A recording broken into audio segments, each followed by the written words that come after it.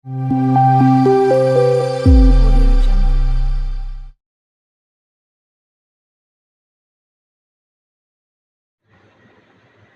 গ্রামে দুই ভাই ছিল, রফিক ও করিম।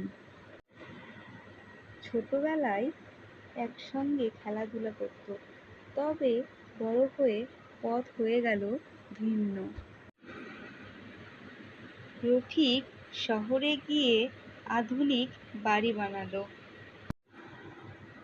আর করিম থেকে গেল সেই গ্রামে সাদাসিধে কুঁড়ে ঘরটাতেই। একদিন রাত্রিবেলা রফিকের বাড়িতে বিদ্যুৎ চলে যায়।